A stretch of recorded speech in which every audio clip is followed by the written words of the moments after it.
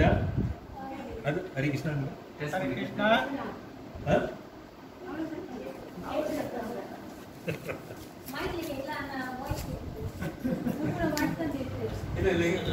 மைக்கில் எப்போது கேட்காது, ஸ்பீக்கர்ல தான் ஹரே கிருஷ்ணா. ஹரே கிருஷ்ணா. ஹரே கிருஷ்ணா.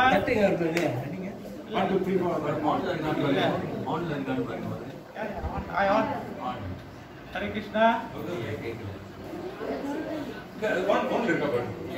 இல்ல அப்படி வெளியில இருக்கும் ஸ்பீக்கரு. அப்படி it's okay Prabhu. It's okay, bro. It's okay, sir. You no, if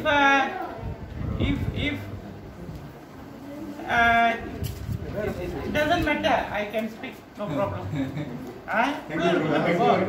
Bro, mic இல்லாம பேசினான்னா புரியா இருக்கும். Don't worry, don't worry. உங்க ஆன் இருக்கா பிரபு? பாருங்க. ஆல்ல பிரபு. நீங்க செய்யுங்க, நீங்க பேசுங்க, நான் இங்க அட்ஜஸ்ட் பண்றேன். அப்படி இந்த பின்னால போய் உட்கார்றது இருக்குல்ல, அது எப்ப ஆரம்பிச்சதுன்னா வாஸ்கோ ட காமா வந்தார் இல்ல, போர்ச்சுகல்ல லிஸ்பன் துறைமுகத்துல இருந்து. தமிழோ இங்கிலீஷ்ல class? Tamizha? O, that's very interesting. எல்லாரும் தமிழ் வேணுமா இங்கிலீஷ் வேணுமா?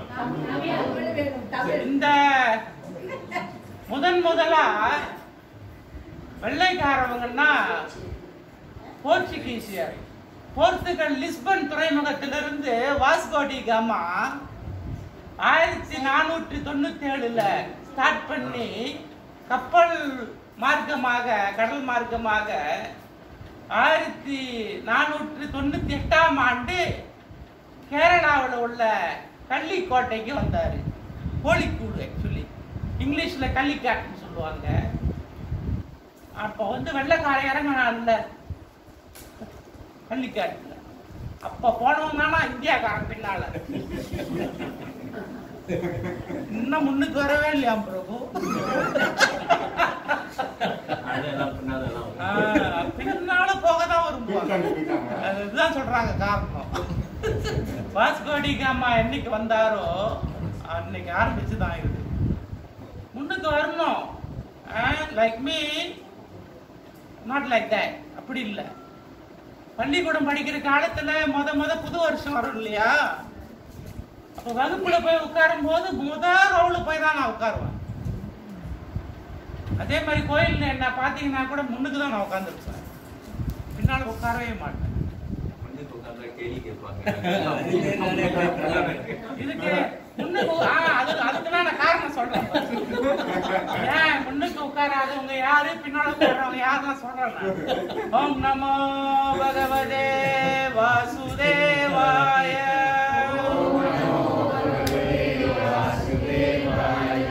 ஓம் நமோ பகவதே வாசுதேவாய. ஓம் நமோ பகவதே வாசுதேவாய. ஓம் நமோ பகவதே வாசுதேவாய.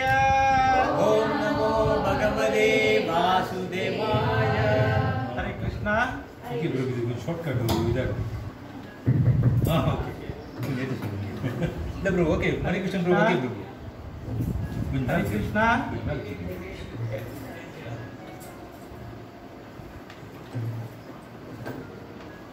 பகவத்கீதை தமிழ்ல இல்லையா? மத்தடி தமிழ்ல எடுங்க. தமிழ்னா தமிழ் நல்லதா இருக்கும்.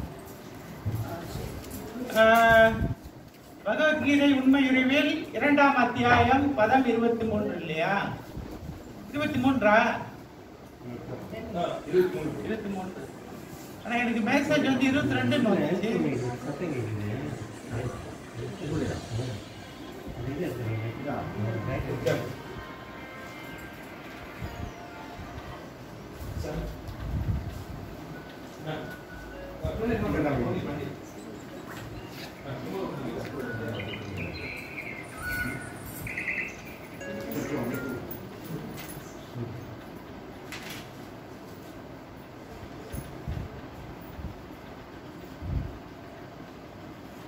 ஆங்கிலத்தில் எழுதிருக்கா? ஆங்கிலத்தில் எழுதிருக்கா?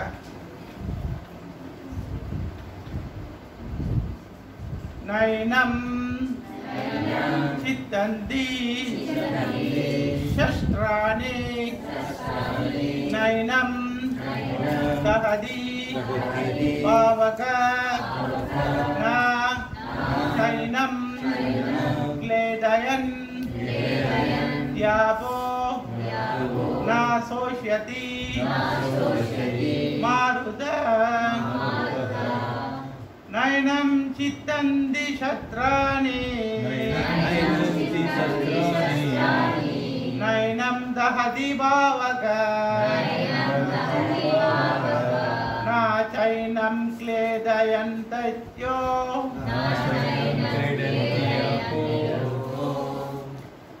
न शोष्यति मारुता नैनं चित्तन्ति शस्त्राणि नैनं दहति पावक न चैनं क्लेदयन्त्योपो न शोष्यति मारुता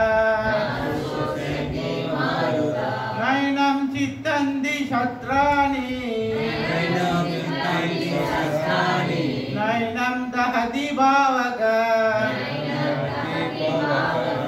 न चैनं क्लेदयन्त्योपो न शोष्यति मारुता नैनं चिन्तन्ति शस्त्राणि नैनं चित्तन्ति शस्त्राणि नैनं दहति पावक नैनं दहति पावक न चैनं क्लेदयन्ति अपो न चैनं क्लेदयन्त्यापो न शोष्यति मारुतः न शोष्यति मारुता नैनं चिन्तन्ति शस्त्राणि नैनं चित्तन्ति शस्त्राणि नैनं दहति पावक न चैनं क्लेदयन्त्यापो न शोष्यति मारुता माताजी नैनं चिन्तन्ति शस्त्राणि नैनं चित्तन्ति शस्त्राणि नैनं दहति पावकः नैनं दहति पावक न चैनं क्लेदयन्ति न आपो चैनं क्लेदयन्त्यापो न शोष्यति मारुतः न शोष्यति मारुता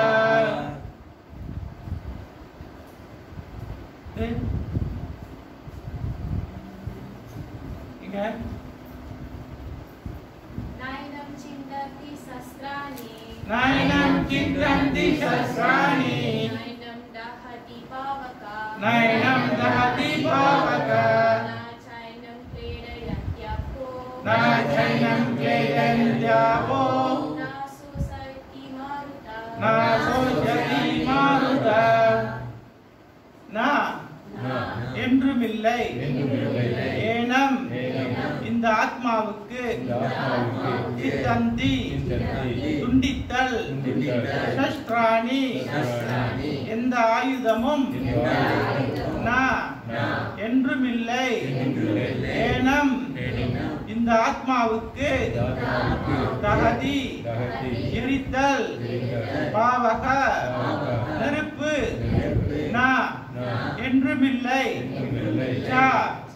மேலும் ஏன இந்த ஆத்மாவுக்கு கிளேதயந்தி ஈரமாதல் ஆப நீர் நா என்றுமில்லை சோஷ்யதி உலர்த்தல் மாருத காற்று ஆத்மா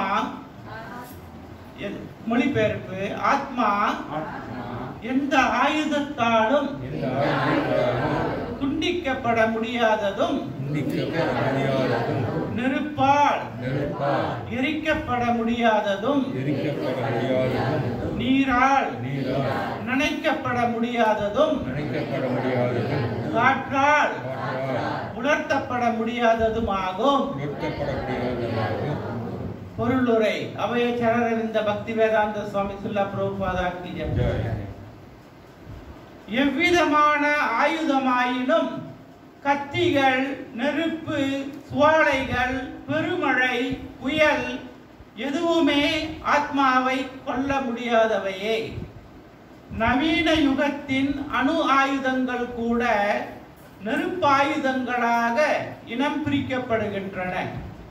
ஆனால் பல்வேறு பொருள் மூலக்கூறுகளான பலவிதமான ஆயுதங்கள் முன்காலத்தில் இருந்தன. நெருப்பு ஆயுதங்கள் நீராயுதங்களால் எதிர்க்கப்பட்டன. இவைகளை நவீன விஞ்ஞானம் அறியாது. புயற்காற்று ஆயுதங்களை பற்றிய அறிவும் இக்கால விஞ்ஞானிகளுக்கு கிடையாது.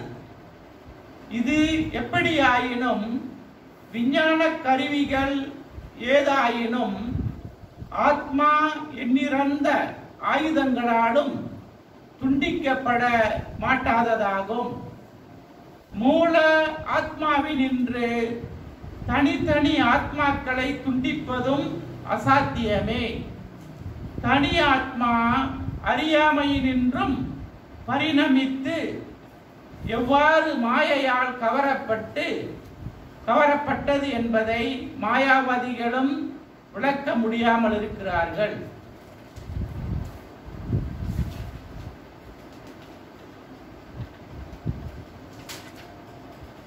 நெருப்பு பொறிகள் எவ்வாறு தன்மையில் நெருப்பை போன்றிருப்பினும் நெருப்பினின்றும் வெளிப்பட்ட பின் அணைந்து விடுவது போலவே தனி அணு ஆத்மாக்கள் நித்தியமாகவே அத்தன்மையுடையவராதலின் மாயை சக்தியால் கவரப்படக்கூடியவர்களாகி இவ்வாறு பரமபிரபுவின் உறவை விட்டு பிரிந்தவர்களாகின்றனர்.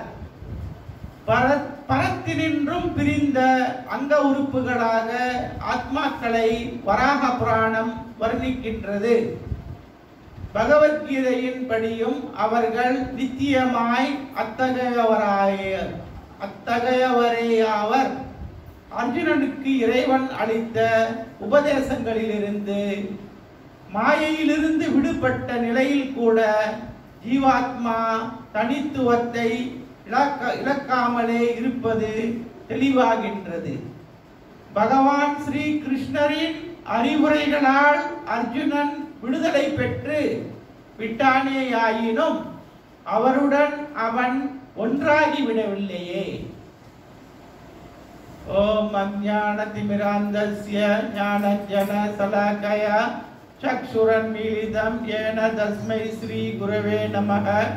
श्री चैतन्य मनोभीष्टं स्थापितं येन भूतले स्वयं रूपा कदा माह्यं ददाति स्वपदान्तिकं वन्देऽहं श्रीगुरो श्रीयुतपदकमलं श्रीगुरोन् वैष्णवांश्च श्रीरूपं साग्रजातं सहगण रघुनाथान् विदन्तं सजीवं साद्वैतं सावधूतं परिजनसहितं कृष्ण चैतन्यदेवं श्री राधा कृष्ण पादान सहगण ललिता श्री विशाखंश्रितां च हे कृष्ण करुणा सिंधु दीनबंधु जगत्पते गोपेश गोपिका कांत राधा कांत नमोस्तुते सप्त कांचन गौरांगी राधे वृंदावनेश्वरी वृषभानुसुते देवी प्रणमामि हरिप्रिये वाञ्छकल्पतरुभ्यश्च कृपा सिन्धुभ्यः एव च पतितानां पावनेभ्यो वैष्णवेभ्यो नमो नमः।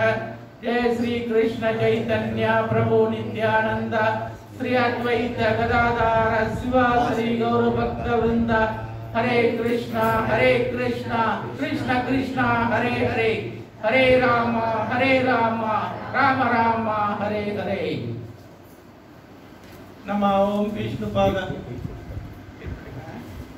ओम विष्णुपादाय कृष्ण प्रस्थाय भूतले श्रीमती जयपदाक स्वामी निति नामिने। नमः आचार्य पादाय नित्य कृपा प्रदायिने गौर गदा दामोदाय नगर ग्राम तारिणे। नमः ओम विष्णुपादाय कृष्ण प्रस्थाय भूतले श्रीमती भक्ति वेदांत स्वामी निति नामिने। नमस्ते सरस्वती देवी गौरवाणी प्रचारिणे निर्विशेष शून्यवादी पाश्चात्य देशतारिणे। हरे कृष्णा हरे कृष्णा। सो இந்த இடத்துல ஒரு 12வது பதத்திலிருந்து ஆத்மாவை ஆத்ம ஞானம் வழங்கப்படுகின்றது. அதுக்குதான் இதை கீதையின் உட்பொருள் சுருக்கம்னு சொல்லப்பட்டிருக்கு பாருங்க. ஏன்னா ஆத்மாதான் முக்கியமானது இல்லையா? இந்த ஆத்மாவோட சைஸ் என்ன கேள்விப்பட்டிருக்கீங்களா? ஆத்மாவோட சைஸ் என்னன்னு? முடிய இப்படி நீட்டா இல்ல, குறுக்கா 10,000 டைம்ஸ் இமேஜின் பண்ணி பார்க்க முடியுதா? 10,000 முறை பிரிச்சா அது ஒரு அளவு தான். ஸோ அது வந்து ஒரு மின்னியல் உருப்பெருக்கி கண்ணாடி இருக்குல்ல, electron microscope. Electron microscope is the most sophisticated microscope. But இந்த ஆத்மா அந்த எலக்ட்ரான் மைக்ரோஸ்கோப்ல கூட டிடெக்ட் பண்ண முடியாது. முடியாது. அப்ப அந்த ஆத்மா பாருங்க, கண்ணால காண முடியாத இந்த ஒரு சின்ன ஒரு பொறி யாராலும் பார்க்க முடியல. அந்த பொறி இதயத்துள்ள 5 காத்துல நடுவுல மிதந்துகிட்டு இதயத்தை துடிக்குச்சு. நம்மளால இதயத்தை துடிக்க வைக்க முடியுமா? வெளியிலிருந்து அமுக்கலாம். சிபி ஓட்டுறாங்கல்ல, சிபிஆரா? சிபிஆர் யாராவது மயக்கம் போட்டுட்டா மூச்சு தடனா சிபிஆர் செய்வோம்ல, வெளியிலிருந்து தான் போட்டு அமுக்குவோம். சமத்து உயிரா இருக்கணும், செத்து போயிடும் பாருங்களேன். சமத்துல அவனுக்கு உயிர் இருக்கும், மூச்சு விடலன்னு சிபிஆர் செஞ்சு சாவடிச்சுக்காரதான் நிறைய இருக்கு. ஆனா இதயத்துக்குள்ள இதயத்தை தொட்டு அதை துடிக்க வைக்க முடியுமா? ஆனா இது பாருங்க, கண்ணுக்கு பார்க்க முடியாத ஒரு சின்ன ஒரு பொறி அது இதயத்துல இருந்துகிட்டு துடிக்க வைக்குது. அது வெளியே போன உடனே சங்கு ஊதிடுவாங்க. சங்கு ஊதிடுவாங்க. ஏன் சங்கு ஊதுறாங்க? இங்கதான் நம்ம நாட்டுல தான் இறந்து போனா சங்கு ஊதுறது இல்ல. இந்தியாவோட கண்டிப்பா ஊதுவாங்க. இங்கதான் ஊத மாட்டாங்க. ஏன் சங்கு ஊதுறாங்க? பகவான் சங்குன்னா என்னது? பகவான் காலிங், பகவான் பகவானை கூப்பிடுறது, இந்த இறந்து போன ஆத்மாவுக்கு பகவானோட நினைவு கொடுக்கிறது. அதோட முக்கியமா சுத்தி உட்கார்ந்து இருக்குது சோகமா, நாளைக்கு போறது. இன்னைக்கு அவங்க போயிட்டாங்கன்னு ரொம்ப சோகமா உட்கார்ந்து இருக்கும். நமக்கு தெரியாது நாளைக்கு நமக்கு வரப்போகுது. இதுதான் பெரிய ஒரு மாயையாம்.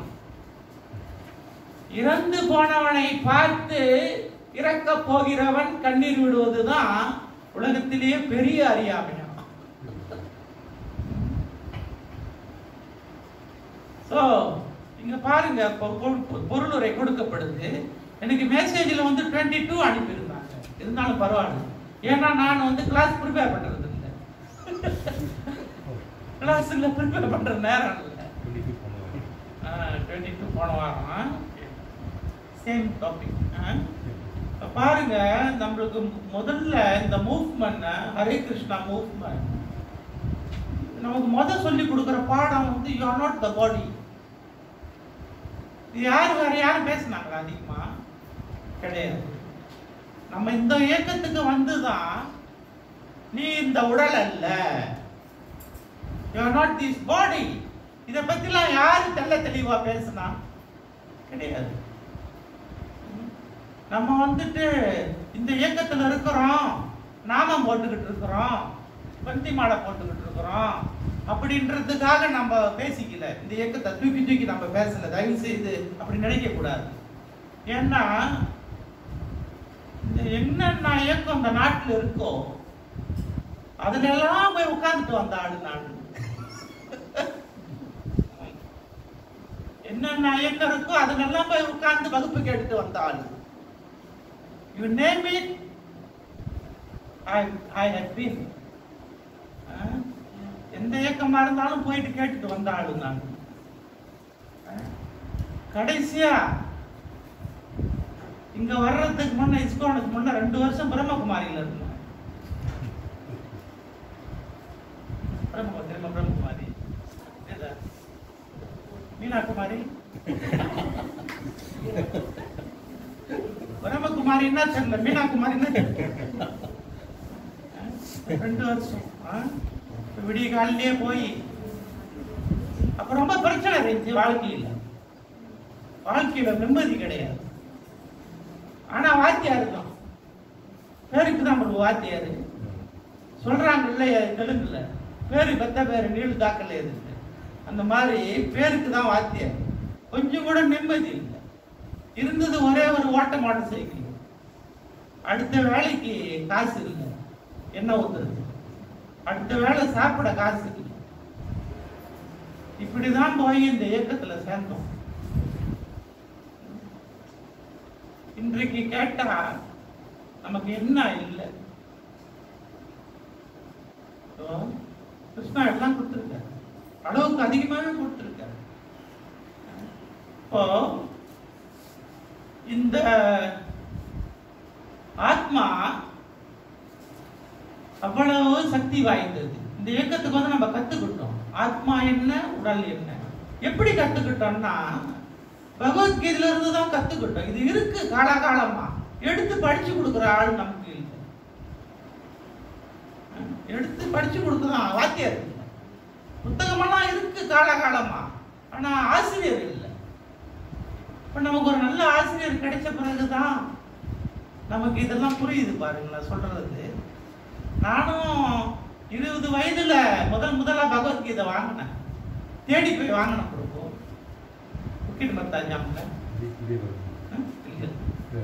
இல்ல சித்பவானந்தரோட பகவத்கீதை வாங்கணும். அவருடைய கருத்துக்கள்லாம் பிரபுபாதோடைய ஒன்றி போகுது. ஆனா அந்த விளக்கங்கள் வந்து பிரபுபாதா மாதிரி கொடுக்க முடியும். தத்துவம் எல்லாம் ஓரளவு சரியா போகுது. பட் அந்த விளக்கங்கள் அழகா இன்றைய கலியுகத்துக்கு ஏற்ற மாதிரி கொடுக்க முடியல. ஏன்னா அவங்களுக்கு சைத்தன்ய மகாபிரபு தெரியாது. இந்த கலியுகத்துக்கு டாக்டர் யாருன்னா நிக்கிறார் பாருங்க. ரொம்ப அழகா நிக்கிறாரு. ரொம்ப அழகா உடுத்திருக்காங்க அவரு. அவருடைய சக்தி ரொம்ப இருக்குங்க பிரபு. ரொம்ப அழகா உடுத்திருக்கிறாங்க. பஞ்ச தத்துவா டைட்டியும் உடுத்திருக்கிறாங்க. It is not easy. இந்த மாதிரி வச்சு டைட்டியை பார்க்கறது சுலபம் இல்லை. ஏன்னா ஒரு எங்க போனாலும் வீட்டிலேயோ ஒரு நம்ம கோயில்களிலோ அந்த விக்கிரகங்களை பார்த்தோன்னே தெரிஞ்சுக்கலாம் எப்படிப்பட்ட சேவை வழங்கப்படுகின்றது. எனக்கு ரொம்ப சந்தோஷமா இருக்கு. பார்த்த உடனே, வந்த உடனே, விக்கிரகங்களை பார்த்த உடனே நல்லா அபிஷேகம் பண்ணியிருக்கிறாங்க, நல்லா உடுத்திருக்கிறாங்க பக்தியோடு. நீங்கெல்லாம் கொடுத்து வைத்த பக்தர்கள் வந்து பாருங்க. டைம் கொடுத்துருக்காங்க எனக்கு. அதுக்குள்ள இந்த ஆத்ம ஞானத்தை முடிச்சுக்கிட்டு அப்புறம் நான் அடுத்து வரேன். அப்போ சொல்லப்படுது இந்த பொருளுரையில, பகவான் என்ற பெரிய ஒளியிலிருந்து நெருப்புன்னு சொன்னா பகவான் ஒரு தீப்பொறி பறந்து வருது இல்லையா. பகவான்ல பெரிய நெருப்புல இருந்து ஒரு பொறி பறந்து வெளியே வருது. வெளியே வந்த உடனே என்ன ஆகும்? தீப்பொறி நெருப்புல இருந்து பறக்கும் போது அதுவும் நெருப்பு மாதிரியே இருக்கும். கொஞ்ச நேரத்துல என்ன ஆகும்? அது காணா போகாது, இருக்கும். கீழே மேல பறந்து கீழே வந்து அது இருக்கும். ஆனால் கண்ணுக்கு தெரியாது. ஏன்? பறக்கும் தீயிலிருந்து பறக்கும் போது தெரியும், ஆனா கீழே வந்த உடனே தெரியாது, பார்க்க முடியாது. ஏன்? நெருப்புல இருந்து பறக்கும் பொழுது நெருப்பை போலவே பிரகாசமாக இருந்தது. பறந்து கீழே வந்ததுடன் நெருப்பு கருப்பாகி விட்டது. பார்க்க முடியும். ஏன் கருப்பாச்சு? நெருப்புல இருந்து குதிச்ச உடனே நெருப்பு கருப்பாயிடுச்சு. நாம நாமும் அதே போன்று பகவானை போன்று பிரகாசமாக இருந்தவர்கள் பகவானை விட்டு பிரிந்தவுடன் கவர்ச்சி இல்லாமல் ஆகிவிட்டோம். மாயை என்ற வலையில் மாட்டிக்கொண்டோம். சதா பகவானுடைய நாமத்தை பாடிக்கிட்டு இருந்திருப்போம், பகவானுடைய நினைவிலேயே இருந்திருப்போம், கொஞ்சம் ஆசைப்பட்டிருப்போம் அனுபவிக்கணும்னு. அன்றைக்கு கேட்டாங்க ஒரு மாதாஜி பாகவதம் கிளாஸ்ல, லாஸ்ட் சண்டே. அந்த பக்தி ரசாமிர்த சிந்துவுல நம்ம தொடுவுல வந்து பாகவதம் படிக்கிறதுக்கு முன்ன பக்தி ரசாமிர்த சிந்து கொஞ்சம் படிப்பாங்க. படிக்கும் பொழுது இந்த பக்தர்கள் என்னென்ன செய்யக்கூடாது அப்படின்றது வரும் பொழுது நீல நிற சிவப்பு நிற ஆடைகள் அணிந்து வரக்கூடாது, அணியக்கூடாது அப்படின்னு போட்டு. ஏன் அணியக்கூடாது? ஏன் சிவப்பு நிற ஆடைகளும் நீல நிற ஆடைகளும் அணியக்கூடாதுன்னு சொல்லுது? ஏன்னா நீல நிறம் தமோ குணத்தை குறிப்பது, அறியாம குணத்தை. குறிப்பா கருநீலம், dark blue is the mode of ignorance. சிவப்பு நிறம் தீவிர குணம், ரஜோ குணம். அதுக்குன்னுட்டு அதாவது என்ன சொல்ல வருதுன்னா சுத்த நீளம், சுத்த சிவப்பு தான். கொஞ்சம் இந்த பூங்கா பூங்கான்னா ஓகே, உடனே தெரியுமா, உடனே பயந்துட போறீங்க. ஏன்னா நான் 4-5 புடவை பட்டு எங்க தூக்கி போடுறது, பயந்துடாதீங்க. இது சொல்லுது. ஆனால் ஒன்று, இந்த கரு நீளம் அதுல ரொம்ப பிரியம் இருந்துச்சுன்னா நல்லது இல்லை. அதே மாதிரி சிகப்பு நிறத்துல பிரியம் இருந்துச்சுன்னா, ரொம்ப பிரியம் இருந்துச்சுன்னா நல்லது. அதனால கல்யாணத்துக்கு கட்டிட்டு போங்க, 4 பேர் பார்ப்பாங்க, ரைட்டு வரும், ஓகே. ஆனால் அதுல பிரியம் இருந்துச்சுன்னா அது நாட் சோ குட். அப்போ ஒரு மாதாஜி கேட்டாங்க, கருப்பு அணியலாமா? நான் சொன்ன அணியக்கூடாதுன்னு. கிருஷ்ணா போட்டிருக்காரு, இங்கதான் வம்பு. நான் சொன்னேன் தயவு செய்து வாயை அடிச்சுக்க, இங்க வந்த வேணாதான்.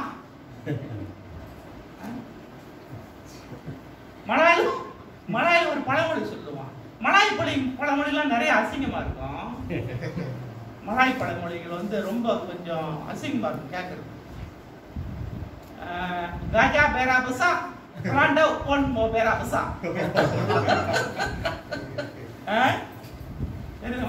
கேட்டுருக்கேன் அந்த பழமொழிலாம். இப்ப ஸ்கூல்ல பழமொழிலாம் இல்ல பிரபு.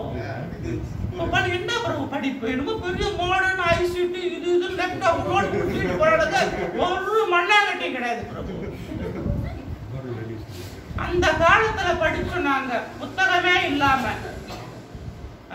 1966ல புத்தகம் இல்ல கையில, ஒரே சட்டை ஒரே சுவர் பிரபு, அண்ணோட கையில காலில் சப்பாத்து இல்ல, பேக் மட்டும் ஒரு பேக் வாங்கி கொடுத்துட்டாங்க, உள்ள புத்தகம் ஒண்ணு கூட இல்லை. ஒரு ஸ்லேட் கொடுப்பாங்க ஸ்கூல்ல, ஸ்லேட் இல்லப்போ அந்த அந்த ஒரு போர்டு, அதெல்லாம் எழுதுவோம். எங்க கிட்ட சேலஞ்ச் பண்ணி பாருங்க படிப்புல, யூ ஆல் வில் லூஸ். என்னப்போ ஆத்திச்சூடி இப்படி இப்படி எல்லாம் தெரியும் பழமொழிகள். எங்க அம்மா கை நாட்டு தான் தெரியுமா, கை நாட்டுன்னா சைன் போட தெரியாது, இப்படி சப்ஜாரி தான் எங்க அம்மா. அவங்களோட பழமொழி உங்களுக்கு தெரியுமா, சொல்லுவாங்க பாரு பழமொழி, அருமையான பழமொழி, அதெல்லாம் ரெக்கார்ட் பண்ணி வைக்குது. இந்த மாதிரி பகவான் போடுறாரா இவங்க போட போறாங்களாயா? இதனாலதான் நான் வந்து விழுந்தோம். அண்டகுப்பம், அண்டகுப்பம் தெரியுமா, பிளைன் வேல், அதாவது பாவிக்காத கிணறு, பாலும் கிணறு. நல்ல கிணறா இருந்தா தண்ணி கிளியரா இருக்கும் மாதாஜி, விழுந்தா கூட கொஞ்சம் பார்க்கலாம், வெளிச்சம் ஏறி வந்துடலாம், எப்படியாவது கூப்பிடலாம் யாரையாவது, இங்கதான் இருக்கு மேலே போறதுன்னு. இது பாலுங்கிணறுல விழுந்தா தண்ணி எல்லாம் கலங்கி போய் ஒன்றும் தெரியாது, ஒன்றும் வழி தெரியாது அப்படின்னு சொல்லப்படுது இந்த பிறவி.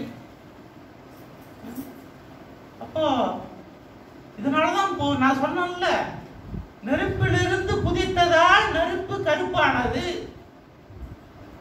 இருக்கு, தனியா தான் இருக்கு. அதே போல சொல்லப்படுது,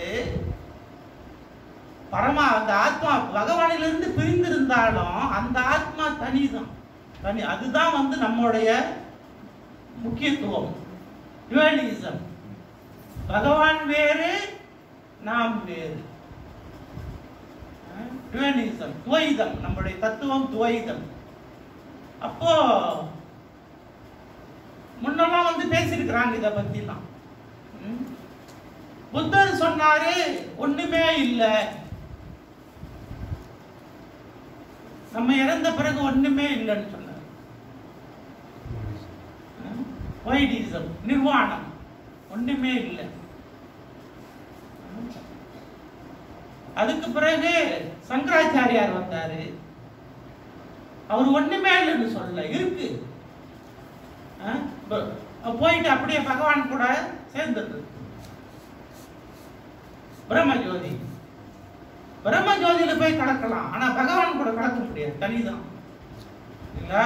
அப்புறம் சைத்தன்ய மகாபிரபு வந்தாரு, அச்சிந்திய பேத அபேத தத்துவம், பகவானும் நாமும் ஒண்ணுன்னு சொல்றதும் சரிதான், பகவான் வேற நாம் வேறன்னு சொல்றதும் ஒண்ணுதான், சரிதான். ஆனால் எப்படின்னா அளவுல, சக்தியில, தன்மையில பகவானும் நாமும் ஒண்ணு. Qualitatively we are one. பகவான் நெருப்புன்னா நாம நெருப்பு. அவரை பிரிஞ்சதுனால தான் கற்பான். குவாலிட்டியில ஒண்ணுதான். ஏன்னா பகவான் பரமாத்மா, நாம் ஜீவாத்மா, ரெண்டு ஆத்மா தான். குவாலிட்டி வைஸ் தி சேம், தன்மையில் ஒன்று, ஆனால் சக்தியில ஒன்று இல்லை. இதான் வந்து அச்சிந்திய பேத அபேத தத்துவா, ஏகன் அநேகன் கொள்கை.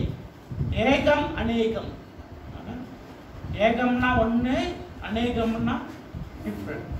இது நல்லா புரிஞ்சுக்கணும். நம்ம என்றைக்கு பகவானும் நாமும் ஒண்ணு அப்படின்னு நினைச்சு மூவ் பண்றாங்கல்ல, அவங்களுடைய மனப்பாங்க பாருங்களேன், அந்த ஆட்டிடியூட் பாருங்களேன். இந்த மாயாவாதிகளோட ஆட்டிடியூட் பேச மாட்டான், கொஞ்சம் பிராக்டிஸ் பண்ண பேச மாட்டான். ஓ இப்படி ஒரு மௌனம் இருக்கும். என்ன அதான் நினைச்சுட்டாங்க ஒண்ணுன்னு. என்னைக்கு பகவான நாம ஒண்ணுன்னு நினைச்சோமோ உருப்பட்டுமா? அது வந்து ஒரு பெரிய தவறாச்சு. பகவான் கருப்பு போடுறாரா, இவங்களும் போட போறாங்க. அப்படி கொஞ்சம் நல்லா சொன்னேன், அவங்களுக்கு கொஞ்சம் நல்லா ஃபீல் பண்ணிச்சு. இதுதான் கூடாது. பகவான் ஆத்மா எரிக்கப்பட முடியாதது, காற்றுல உணர்த்தப்பட முடியாதது. எரிச்சு என்ன செய்ய முடியுமா? ஆத்மா பிடிச்சி எரிக்க முடியுமா? முடியாது. அது எரிக்கிறதுக்கு முன்னதான் ஓடிடுங்க. அது போன பிறகு தானே உடம்ப போட்டு எரிக்கிறோம். நெருப்புல நினைக்க முடியாது இல்ல, உடலால தான் நினைக்க முடியும். குளிருது யாருக்கு குளிருது? உடலுக்கு தான் குளிருது, ஆத்மாவுக்கு குளிருது. வெப்பத்துல நின்னா உடலுக்கு தான் வெப்பம், ஆத்மாவுக்கு வெப்பம் இல்லை. துன்பம் எல்லாம் உடலுக்கு தான், ஆத்மா அதை அனுபவிக்கிறது இல்லை. ஆத்மா வந்து அது தனியா இருக்கும். அப்பொழுது இதை நாம் புரிந்து கொள்ள வேண்டும். முதலில் பகவான் அர்ஜுனனுக்கு சொன்ன பாடம், நீ இந்த உடல் அல்ல. ஏன் சண்டை போட மறுக்கிறன்னா, உடல் சம்பந்தமா பார்க்கிற. இவன் என்னோட அண்ணன், இவன் எனது தம்பி, எனது சகோதரர், இவர் எனது குருநாதர், இவர் எனது பிதாமகர் அப்படின்னு நீ பார்க்கிற. இது ஒரு மயக்கம். இந்த அண்ணன் தம்பி இப்படி பார்த்து உலகத்துல பாவத்தை செய்பவர்கள் நிறைய பேர். நம்ம பாவம் அப்படிதான் செய்வோம். அண்ணன் சொன்னாரு, அண்ணனை ஒருத்தன் அடிச்சுட்டான், உடனே போய் விட்டுவான் அவனை. அண்ணன் என்ன பண்ணாருன்னு தெரியாது. ஆனா நம்ம கையை தூக்கிட்டு ஓடுவோம். தம்பி என்ன பண்ணாருன்னு ஆராயாம கையை தூக்கிட்டு ஓடுவோம். இப்படிதான் நம்ம பாவத்துல மாட்டிக்கொள்வோம். இப்போ பகவான் அர்ஜுனனுக்கு சொன்ன முதல் பாடம், நீ இந்த உடல் அல்ல, ஆத்மா. அப்படி ஆத்ம ஞானத்தை பெற்று நாம் இந்த உடல் மீது அதிக பற்று வைக்காமல் ஆத்மீக விஷயங்களில் நாம் கவனம் செலுத்த வேண்டும். ஆத்மான்னு வந்தாலே அது யாருடையது? யாருடைய தன்மையுடையது? பகவானுடைய தன்மையுடையது. பகவானை பற்றி எப்பொழுது நாம் சிந்திக்கின்றோமோ, பேசுகின்றோமோ, அதில் கவனம் செலுத்துகின்றோமோ, நாம் ஆன்மீகவாதி இல்லையா? நம்ம உடலை காப்பாத்துறோம், உடலை பாதுகாக்கிறோம். எதற்கு ஒரு பக்தன் உடலை பாதுகாக்கின்றான்? பிரபுபாதா கூட சொல்லியிருக்காரு, உடலை கவனிச்சுங்க. எதுக்கு கவனிக்க சொல்றாரு? பிரபுபாதா சொல்றாரு இல்லையா, உடல் நலம் முக்கியம்னு சொல்றாரு. எதுக்கு சொல்றாரு உடல் நலம் முக்கியம்னு?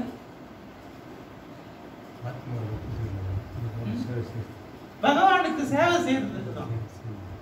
பிரபுபாதா ஏன் உடல் நலத்தை வலியுறுத்துகிறார் என்றால், பகவானுக்கு சேவை செய்வதற்காக. பகவான் சேவையை விட மகிழ்ச்சியானது எதுவும் இல்லைங்க உலகத்துல. நம்ம மற்றவர்களுக்கு சேவை செய்தா சலிச்சு போயிடும். இங்க பாருங்க, 9வது அத்தியாயத்துல 2வது பதம், ராஜவித்யா ராஜகுஹ்யம் பவித்ரமிதம் உத்தமம் பிரக்ஷாவாகமம் தர்மியம் சூசுகம் கர்த்தும் அவ்வியம். பக்தி யோகத்தை பத்தி சொல்லுது. பக்தி யோகத்தை பத்தி. ராஜவித்யா, அறிவிலெல்லாம் அரசன், மிக உயர்ந்த அறிவு. ராஜகுஹ்யம், ரகசியங்களிலெல்லாம் ரகசியமானது. தர்மத்தின் நோக்கம். தர்மம் யாரு? கிருஷ்ண பகவான் தானே தர்மம். பக்தி செய்யும் பொழுது இந்த தர்மத்தின் நோக்கம் நிறைவேறுகின்றது. இறுதியாக மிக முக்கியமானது சூசுகம் கர்த்தும் அவ்வியம், செயலாற்றுவதற்கு இன்பகரமானது. joyfully perform. ஜாய் இல்லைன்னா என்ன செய்வோம்? என்ன செய்வோம்? ஸ்கூல்ல எந்த பாடம் மாணவர்களுக்கு ரொம்ப பிடிக்கும் தெரியுங்களா? ஸ்கூல்ல நிறைய பாடம் இருக்குல்ல, எந்த பாடம் வந்தா ரொம்ப ஒரு ஹாப்பினஸ் வரும்?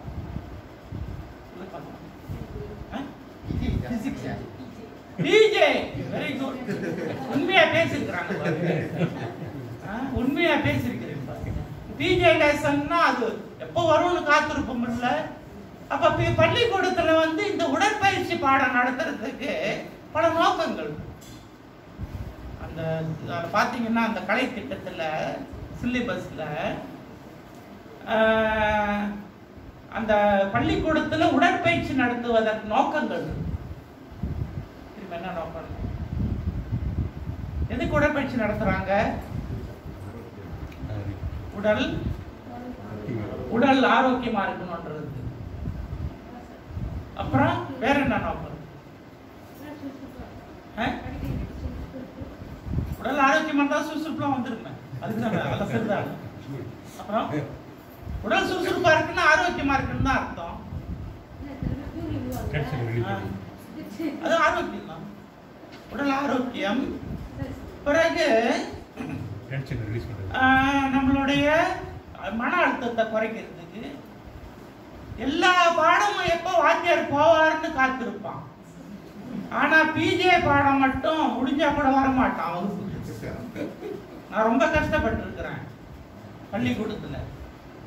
ஏன்னா வெளியில் இந்த கோகரிக்குலம் இருக்கு பிறகு புறப்பாட நடவடிக்கை, இது வெளியில பாடத்து நேரத்து வெளியில மாலையில நடத்தினா யாரும் வரமாட்டா, சனிக்கிழமை நடத்தினாலும் யாரும் வரமாட்டா. அது ஒரு பேருக்கு தான் நடத்திக்கிட்டு இருந்தோம். பிறகு அரசாங்கம் என்ன செய்தது? கல்வி அமைச்சு இந்த புறப்பாட நடவடிக்கையை மாணவர்கள் புறக்கணிக்கின்றார்கள். பேர் வச்சது புறப்பாட நடவடிக்கை. அதே மாதிரி அதை புறக்கணிக்க ஆரம்பிச்சுட்டாங்க. அதனால என்ன